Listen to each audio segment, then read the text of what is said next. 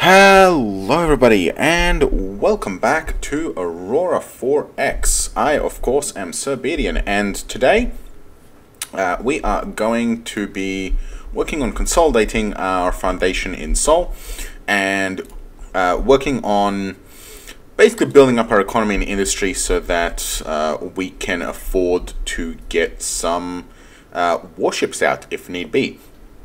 Now, I did leave a adjustment to my author comments, well, creator comments a couple of episodes ago, but I have actually confirmed that a gun with 10,000 kilometers can actually fire on targets that it's sitting on top of.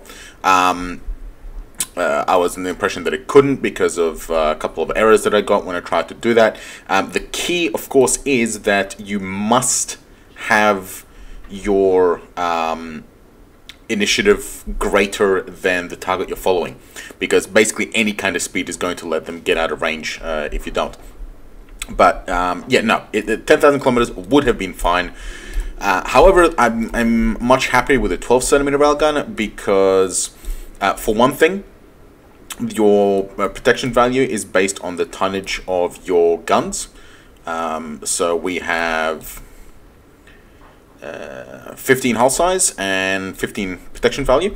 Yeah, so your so the larger guns means that we get more protection value, and also the 2 extra damage at 10,000 kilometers is also advantageous as well. Now, first thing we need to do is we're going to finish off the construction rate of 14. Our construction capacity is almost at 12,000, which is going fantastic. We have our first mining ship currently digging resources out of Rainmouth, which is...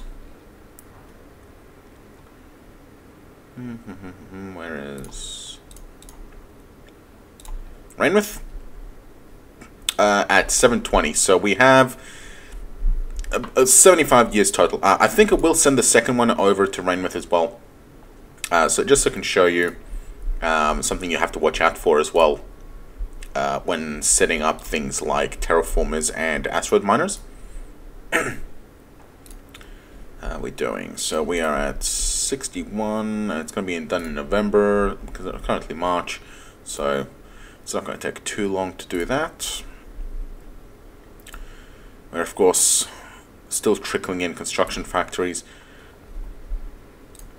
but they're actually going to be done earlier. I'm going to have to shift this to 20 so it can take over. Ooh, mine on Mars is done, so we now have 18 mines, which is great.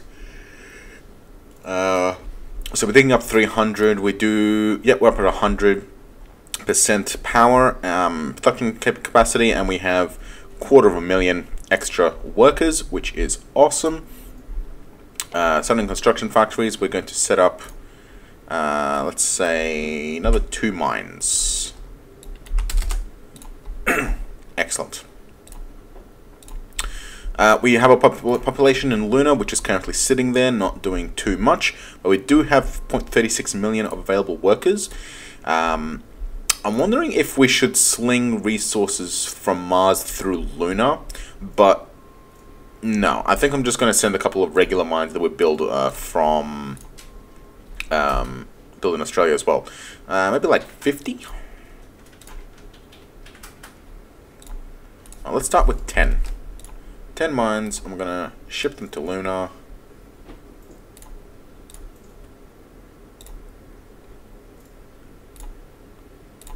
There you go. Okay, that's good. That will get us a little bit of resources there. Yep. Wow, that was quick. Okay. So we're down to 72, so that's not going to be too far. We do need a mass driver as well. So mass driver, demand 1, and supply 1. We have only 2 left, so we are going to have to build a couple more mass drivers. Let's build another 10. Actually, I'll get these to build before the extra construction factories. And do we have mass driver? Not yet. Now we do. Good. There we go. And that will sling a little bit of titanium our way. Do we have titanium income? I think we did actually set up titanium income. Not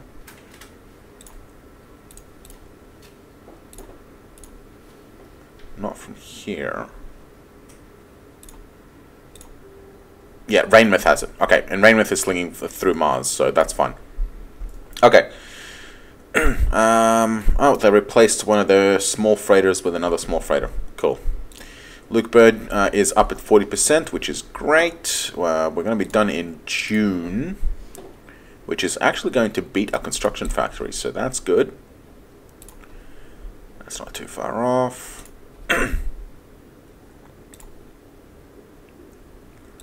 Do we have those engines? Yeah, we do have those engines. And we're almost done with our militaries. Good. Okay.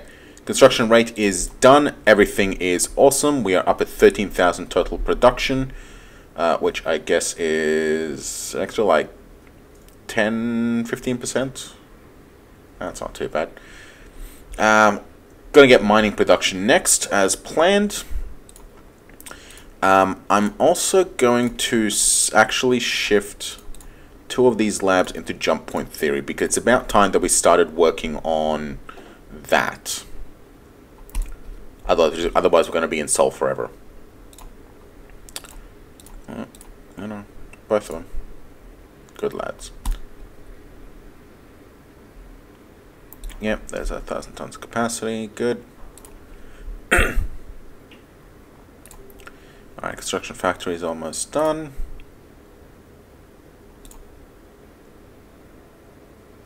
Done. Good. 900 factories.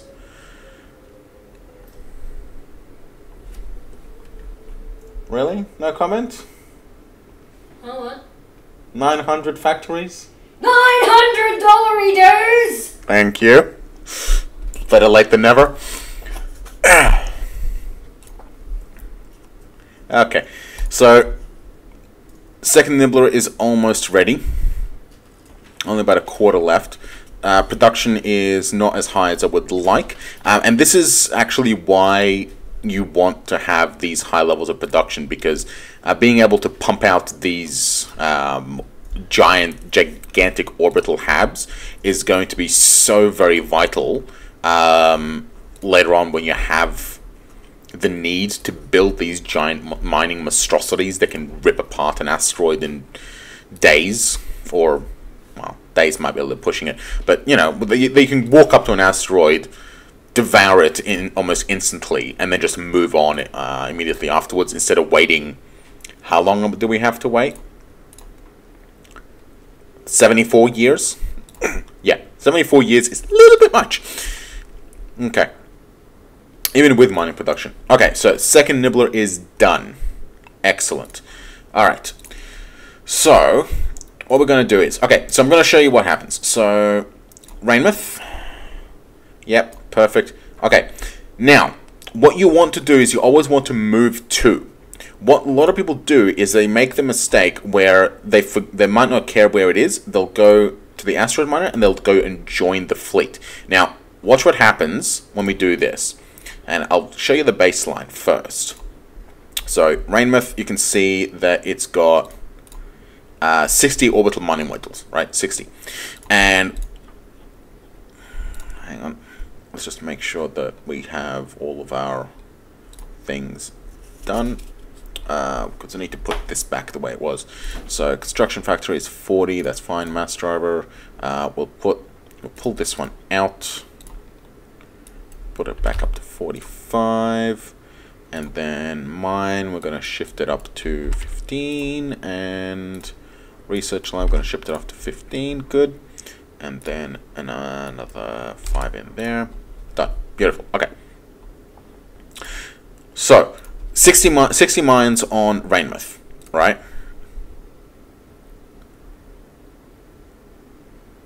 Oh, we've got a lab done. Perfect. Good. 60 mines on Rainmouth. It's heading over there. Okay, and done. Okay, so the asteroid. So now we have 2 asteroid miners, which have arrived and are sitting on top of Rainmouth, right? So the fleet is still attached to Rainmouth. But if we go and actually have a look at it, you'll notice that it's still only 60 mining modules. And the reason for that is because although both ships are in the same task group, both ships are not attached to Rainmouth itself. So you always want to move the ship, not you. You always want to move any terraformer, asteroid miner, or anything like that that actually interacts with the colony itself. You always want to move it to the colony first, and then get it to join the fleet that's there. To fix it though, it's pretty easy. You just tell the main fleet to move to. Instantly done because they're already on top of it. And now we fix the mining modules that we have. Okay. Yeah, but you always want to make sure that you move to before you join. You only join after you've done the move to. We are producing 5,000 annual, which is actually half. We can afford 2 more of these guys. What? Yeah. No, we can afford 2 more of these guys. We'll hold off on that. 35 years of mining is not going to be enough, actually, but we can slow down on the production a little bit. Where's that 5%? Okay, we're going to shift. No. There we go. Okay, so we're building a nibbler as well in line. It'll take it ages, but if we get him once in a while, that'll be fine. That we can just use it as leftover.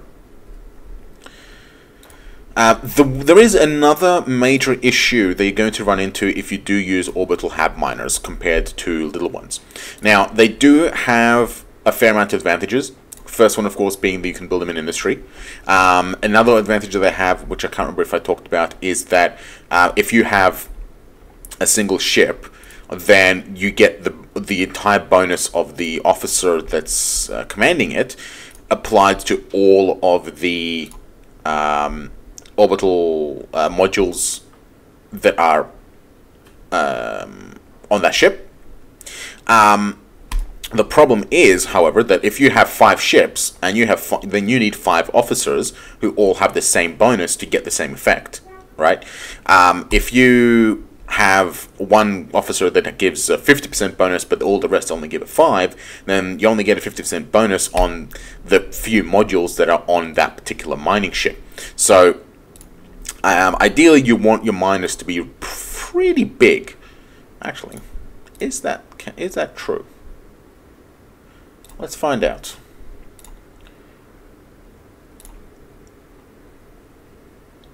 We need to find his.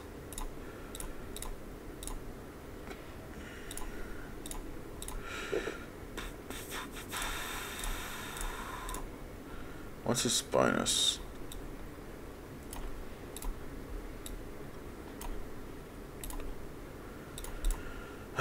Commercial ships, Nibbler 1, Nibbler 2. So mining bonus 20, mining bonus 30. Okay.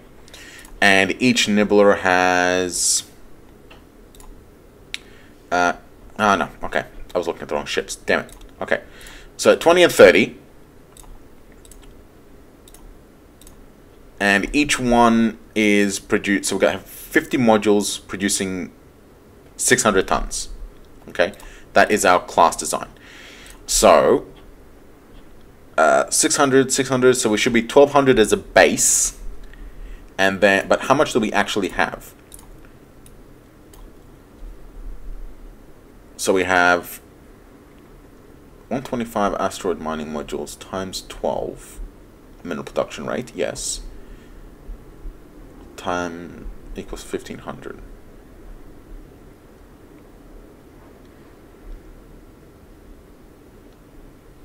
What's 30%? Okay, so 30% of 50 is like 1.5. Is that right? No, it's not. Yes, 30% of 50 is 1.5. 20% of 50 is 1. So we get 2.5 additional modules.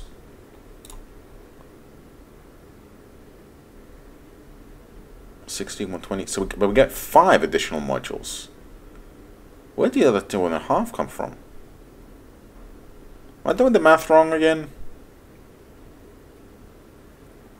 50 modules, 30%.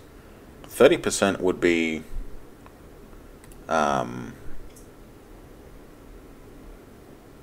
on. Alright, let's bring out the spreadsheet. Okay. So we have 60 modules and 60 modules. And then we have 30% and 20%.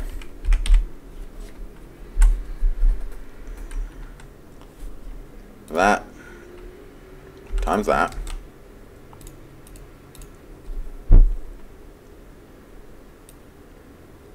Well, I screwed that up again, didn't I?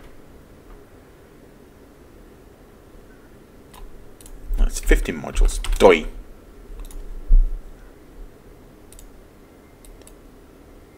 So we get, yeah, okay. Yeah, I did screw up. So 50, you get 25, and you get 10. So we should end up with 25 more. Yeah, so okay. So that is correct. I just can't math in my head because I'm a numpty. So 125 modules, that's where it comes from. Yeah, so each captain only gives his bonus to his individual ship. If we had one giant asteroid miner with 100 modules, then this guy, guy, I don't know, doesn't really matter, Chiquita would give 30%. So it would go from 125 to 130. So we'd get 5 additional mines worth of production if it was one giant ship instead of 2. So that's the problem that you get when you have multiple smaller miners. So you want giant ones, right? Well, here's the problem with the giant miners. Giant miners, building a jump ship that will get them through a jump point is really hard, because you need a gigantic jump engine, and you need a lot of mass, and then you have to build that on top. So it can get really difficult to get a jump ship that big, because you have to figure out what the hell you're going to put in it. Now, you could potentially use a giant cargo ship as a jump ship, which could actually work really well, and it would actually really pair well with asteroid miners, because the miners would go out, they'd dig, and then your massive cargo ship can load up, fly home. And if it's the same size, it could transport them back and forth as well as it needs to, or move around. Shit, that's actually a really good idea. Okay, yeah, no, we're going to try that. We're going to try that. Okay, but we have to secure ships first. So we need jump surveyors, we need combat ships, we need a lot of stuff first. Mining production is done. Excellent. Working on shipbuilding rate next, so we can build ships nice and quick. Mining rate is 8950, which is good, and 302, which is not too shabby. We are almost at capacity. Our coronium capacity is a little bit on the low side, but that's just because we tend to use it up. No, we're doing good. We're doing good. Let's keep on rolling.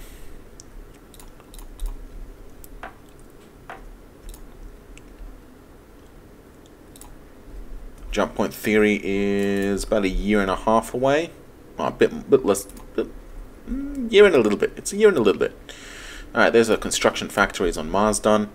Let's line up another batch of construction factories. I'm going to go 10 this time, just so they cycle a little bit slower. You know what I'm going to do? Nah, bugger this.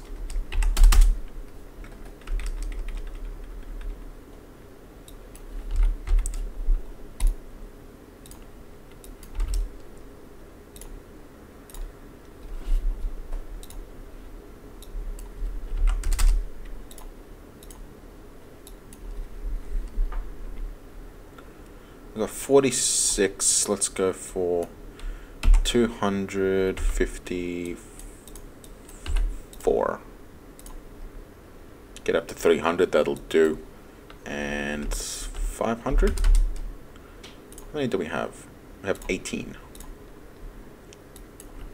So 482. Good! That'll do. Now we don't have to worry about it anymore. Okay. Nibbler is slowly getting built. Mass drivers are building up in Australia. That's good. Research labs are being constructed. Mines are being constructed. Everything is going swimmingly.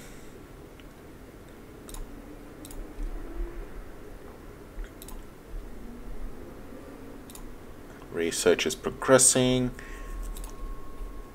We've got shipyard operations next. Might do logistics after shipyards is done. You know what? These are low priority. I'm going to shift them down to 4 labs. And we're going to do logistic stuff. So first up, boat bays, because we are going to want to be playing around with carriers. We want construction brigades. We want smaller engineering sections. We want flag bridges. Ooh, improved command and control. Shift that up fast. Garrison battalions, we definitely want some of those. Ship-to-ship tractor beam, yes please. Troop transport bay, oh yes, definitely. Salvage module, yes please. Maintenance module. No, we'll get very large fuel and tiny fuel. Cry transport, small and emergency. Just gonna just pile everything in. Pile it all in. There you go. Pile it all in. Yeah, might as well. Pile it in. Play some Italian. Yep. Stacks on. Good. We'll just get all of it out of the way. All the one-offs at least. Okay. And a lot of them are just going to get done real quick because a lot of them are actually really cheap. Except for the improved command and control, that one's 5,000. And the construction bay. Okay, a lot of them, some of them are not cheap. But a lot of them are cheap, so it's okay. It's okay. Okay. When the mass drivers are done, I'm going to shift them into, I don't know. Something. Maybe I'm going to spread them out between the Nibbler and the mines and the research labs. Irene is expanded to 8 civilian complexes. Yay. More minerals for us. Racial wealth is doing fantastic. Mainly because we have growing colonies, which are giving us nice wealth. Speaking of wealth, how are we doing? No, infrastructure is still low. That's fine.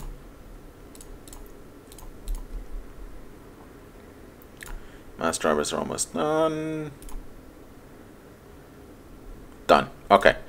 So, mine we are going to shift to 15. Nibbler we're going to shift to 15. And lab we're going to shift to 20. And then... Okay, so we do need a few things as well. I'm going to put 5% into them. Because there's stuff that we still actually need that we haven't actually built yet.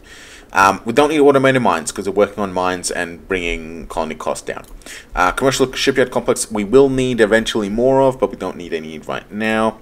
We're already building those. Don't need that. We do need some of these. We need some of these. We do still need to build up a ground force training facilities because we do have to get some more of those. Maintenance facilities we are doing fine. We have 20,000 tons worth. We're probably going to have to get more later, but we can hold that off as it is for now. Mass drivers we just built a bunch of. We do actually need one more military academy. So we'll build that first. Okay. Because right now we have a military academy level 3. I'd prefer to have around 5. More would be nice, but 5 is fine. Oh, and we have also completed the boat bay. So that's nice. So hangar deck. Get that in.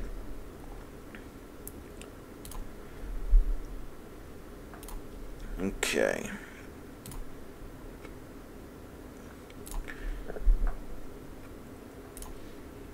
We are researching nicely. Jump point theory is set in June. Oh, it's going to finish around the same time as shipbuilding. So that's in June 27. So we've got about half a year for that. A little more than half a year. How are we doing? We're not using any neutronium. Our stockpiles are nice across the board. The corundium is... No, the corundium's corundium. Our vendorite use is actually going to be a little bit on the high side compared to what we have. We are still mining more, but we do also have incoming vendorite as well because we are digging it off-world as well. Titanium is, of course, always going to be an issue, but we have lots of it on world. Well, was that a research lab done? It was a research lab done. How lovely. We're going to put it into logistics. Get that ground up fast.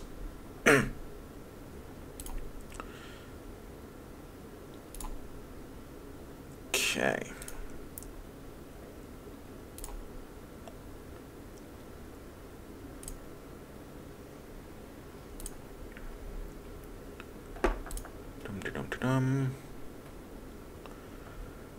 They replaced a large freighter with a small freighter. Oh, well done.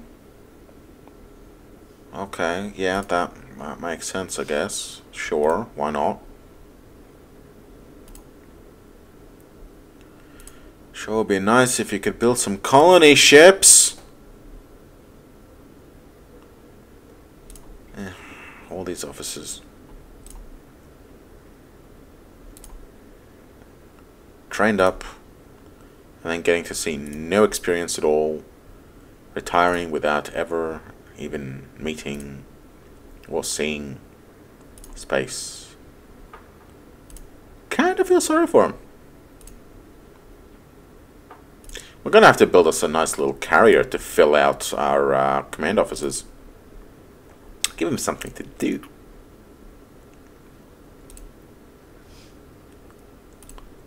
Okay, we're almost there. Jump point theory, come on, come on, come on. Almost, a little more. Just a few weeks left.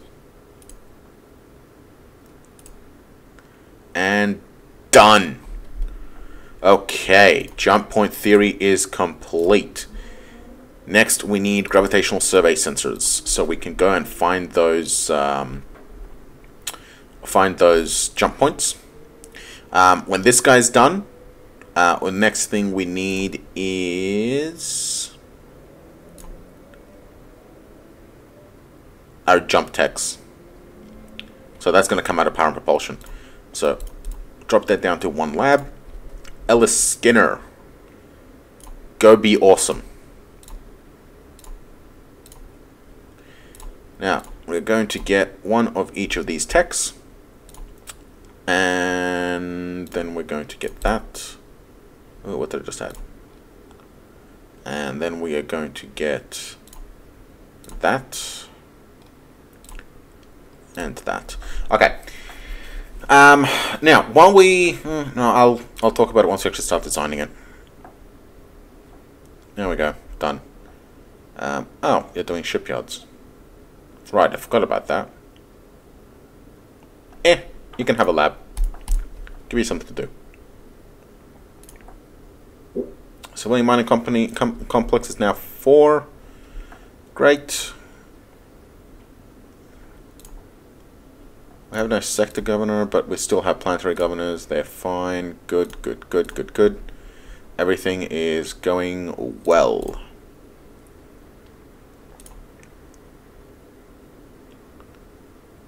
Research branches upgrade. Well, it's not researching anything. Patrick Daly is working nicely on improved command and control, which is going to come in really handy. Then we can actually talk about sectors, which is nice.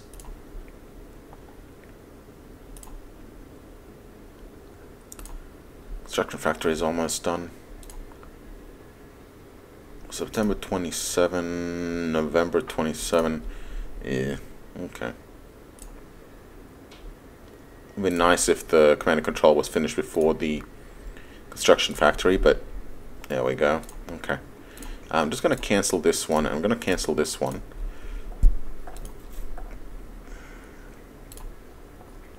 Then just set up a giant block to do. Ah, another lab is done. Okay, we'll just... we need this. We need this more than this. So that's fine.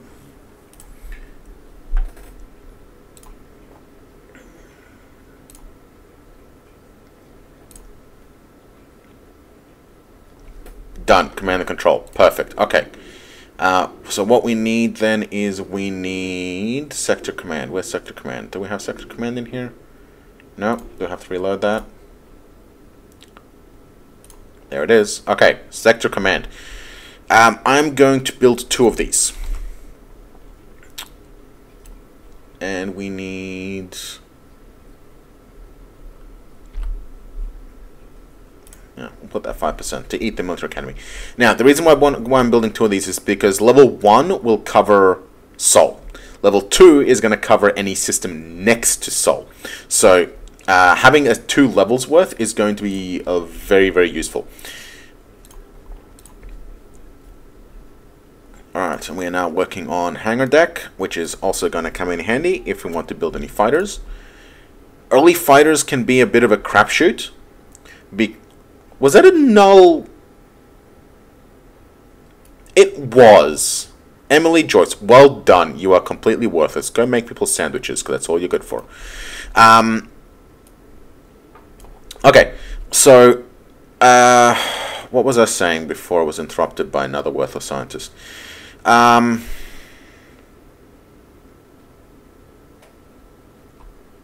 early fighters can be a bit of a crapshoot, because on one hand, you don't have the engine technology to make them really amazing.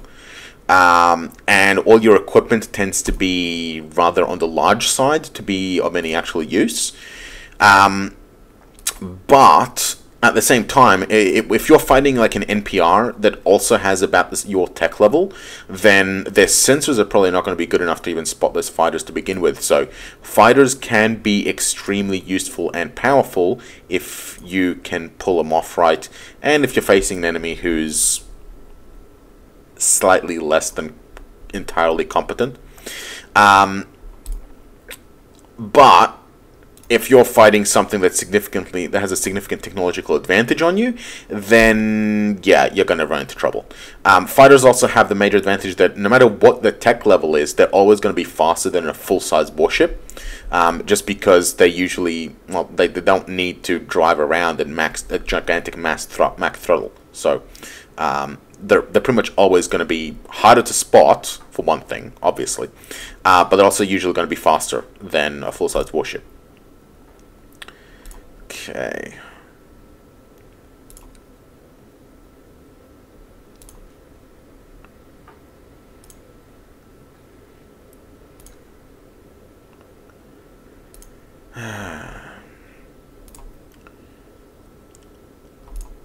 The tree is going nicely. We're getting about 0.15 of a mine every week, which is good. And we are almost up to 1 factory a week as well. Huge freighter replaced by small freighter. Why you do this? Why? Am I not giving you enough? Do you not have enough work to do?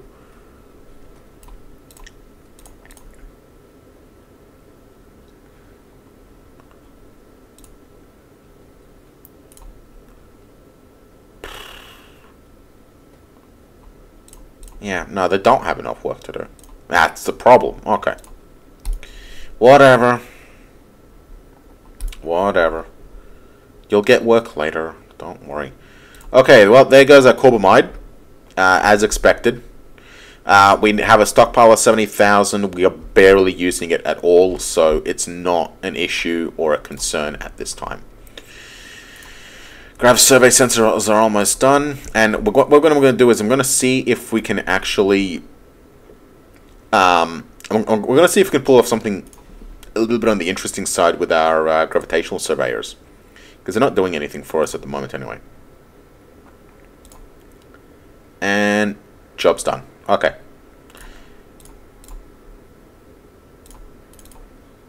Alright, we'll come back to you later. Okay. So, GeoSurveyor, we're going to copy you, and we are going to replace your 3. Okay, here's the problem, right? It's a cost of 300. So 60% of the cost is our geological surveyor sensors, which means that if we swap these out for grav sensors, which are the same cost, I don't think we're going to be able to build it. Yeah. So the refit cost is way too much. So 300. So 300 is a refit cost because 300 is the cost of the new components, and then 75 is also a little bit of overhead. You get like a 25% overhead on refit cost. Yeah, 25% sounds about right. 300 and then 25% of the 75. Yeah, so even if it's the exact same tonnage. The other problem, of course, is that a geo survey ship is a military ship. However, except for the fact that we need a little bit more MSP to cover the maintenance, we actually kind of already have enough maintenance life. The other thing is that we have 5,000 capacity, so we can actually do this pretty easily. Yeah, done.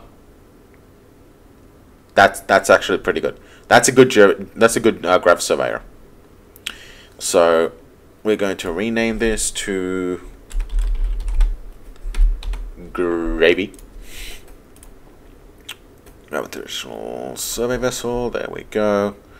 Okay, that is a nice little ship that will get us a nice little survey of Sol. Seems a little bit wasteful to put an entire navy yard on this thing, but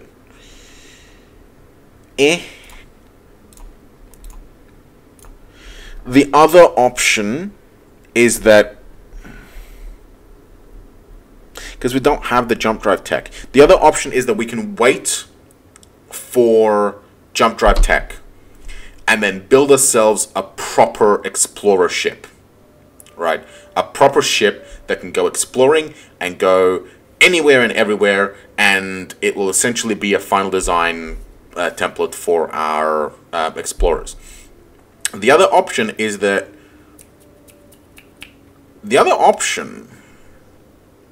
I'm just thinking, what if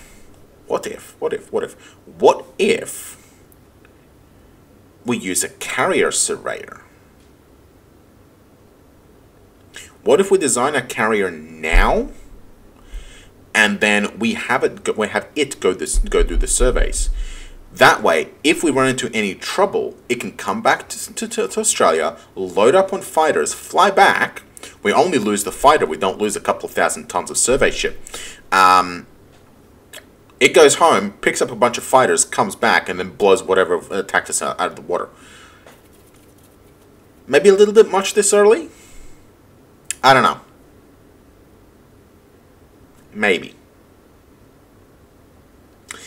This thing's cheap, and sticking a jump engine on it is not going to make it that much more expensive, because it already has the fuel.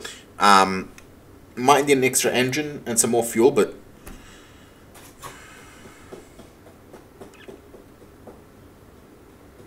okay, I'm going to hold off on it.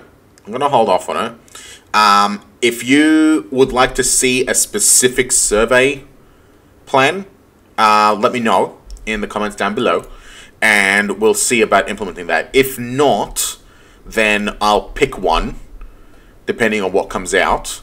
I don't know, roll a dice or something, and we'll just go with that.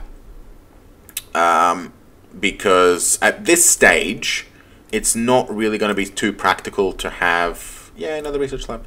It's not going to be too practical to have both a carrier surveyor and smaller surveyor group ships and a giant all-in-one surveyor. So, because we just don't have the shipyards for it. So, yeah, let me know down below which one you prefer to see. Otherwise, I'll just roll a dice and we can just go with one of them. I don't know, all-in-one maybe. Okay. Hangar deck is almost done. There we go. Working on the boat bay. That's going to be done in like no time. Jump squadron size is almost done. And then we getting... I believe it's... radius, of course. Okay. Construction brigade is good. That's fine. What are we doing? Camera is 34. 34% of the way. 900. Yeah, jump squadron size is not going to take very long. And then what are we doing for power? Ah, yeah, we got stuff for power. Cool. Now, you know, if you're wondering why I'm getting these technologies first, it's because you need them to be able to build a jump drive in the first. It's a colony ship! Oh, praise RNG! It's a colony ship. The bosses have finally built one. RNGesus. You praise RNGesus. Get it right. Finally built the damn thing. Okay. They finally have a colony ship. We can finally start building up our colonies significantly faster. Now, they're going to really kick off because now they're going to be able to feed both the colony, both the colonies and their... Well, they're going to be able to build everything. Okay, so it's feeding Luna at the moment. That's fine. That's fine. Luna needs to be built up anyway. So, okay, so... They'll work as nothing and infrastructure. Yeah. Okay, no, it's fine. It's fine. They'll work this shit out. Okay. Right. What was I saying? Yes, the jump radius. So the reason we're getting this is because you need at least the base technologies to build any kind of jump drive. A lot of the stuff that we want to be able to build is locked away behind these base technologies. These, of course, are unlocked or are researched automatically if you start the Trans-Newtonian start. If you start a conventional, you have to do them yourself. Obviously. Well, at least it should be obvious. Okay. Done. Now, I'm not going to design one just yet because at the end of the day, ideally, you want to design a jump drive to fit the jump ship, which revolves around what you're trying to jump. So a jump drive that is meant to jump a ship that travels alone, like a all-in-one surveyor, is going to be different from a jump ship that's supposed to jump a combat fleet, which is going to be different from, well, a lot of things. So depending on what it's going to be doing, you want a different kind of jump drive. Generally speaking, except for certain circumstances, you want to pretty much always use a military. We have a little bit more time in this episode, so what I might do is I might go over jump drives and how they work now, and then we'll put a cut, and then next episode we'll do that thing with the surveyor. Okay, so jump drives. Jump drives are interesting. So let's go through the basic technology. So efficiency is essentially how many tons you can jump per hull size of jump drive. Okay, fairly straightforward. Higher efficiency technologies mean that the jump drive is smaller for the same tonnage. That's the important bit because jump drives get stupid large for how much they can jump. Right. So as it is, it takes 15 hull size to jump a ship of 60. So if you stick a jump drive on this jump drive on a 3,000 ton ship, it's going to eat 15 hull size of it, which is 15 times 50 is like 2.5, 1.5, 750. So yeah, okay. So you can see here that's going to eat 750 of your 3,000 tons straight up, right? Then you get tonnage for armoring that 750 tons. And then your engines have to push around 750 tons of jump drive that's not doing anything for you except for providing jump capacity. So you can see that raising efficiency is super awesome and low efficiencies are horrible. Size is just straight up multiplies everything. The bigger the engine, the more it can jump. Fairly straightforward. Squadron size and jump radius. Now, these two relate to squadron jumps. They have zero effect on a standard transit. They only come into play when you do a squadron transit. Except that higher technologies make the jump drive bigger. So if it's not meant to be a jump drive used to combat jump ships through a jump point, it's just literally wasted tonnage. So these should only ever be higher on a jump drive that you foresee might in the future be used to assault a defender jump point. But the way they work is squadron size is the maximum number of ships in a squad that you can take on a squadron jump. Now, the jump tender itself, so the ship with the jump drive, takes up one of these slots. So realistically, it's 2 escorts. So it's the jump ship plus 2 escorts. And the jump radius is how far from the jump point on the other side the squadron will actually appear. Now, it might not sound like much, but you ask yourself, what the hell is the point? It's like 50,000 kilometers. What's that going to make a difference? Well, this thing can get up to 400,000 kilometers plus, and if you emerge, if there's an enemy ship with guns that can hit you 200,000 kilometers away, and it's sitting right on top of the jump point, if you emerge 400,000 kilometers away, well, you're not going to be point blank in his guns. So being able to arrive in a random distance, hundreds of thousands of kilometers away and potentially well outside gun range is super awesome. Especially because if you can get enough distance, you can also potentially be outside of instant missile range, so you can point defenses might be able to work. You might be able to run away easier. There are lots and lots of advantages for appearing some distance out from the jump point on the other side, as long as it's a defender jump point. If it's not a defender jump point, it's no good to you.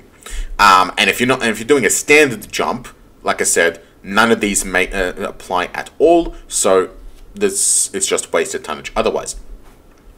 Now, regarding squadron size, I said that the jumping ship takes up 1 slot. A standard transit works differently. A standard transit essentially, the way I think of it, the way I visualize jump points, and a lot of the writings that Steve has done tend to support this kind of view. Essentially, what happens is you have the jump point, and the jump drive tears open a tunnel through whatever, tears open a tunnel, and then ships can travel through that tunnel.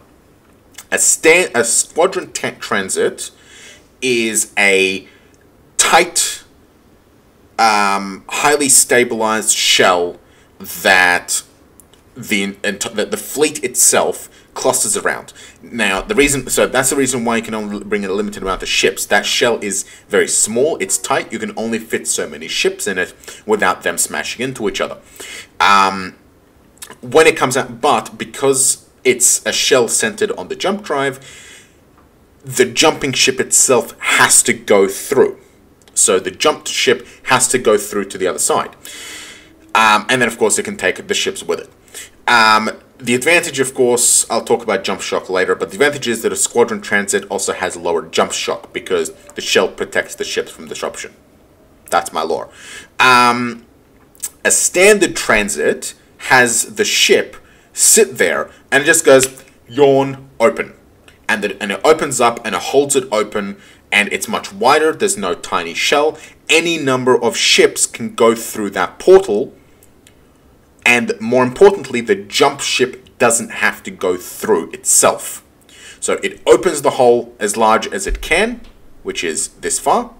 It opens the hole as far as it can, and then any ship that's big enough can just slide on through, and then it just closes when it's done. Fairly straightforward. So essentially, squadron transit relies on these two.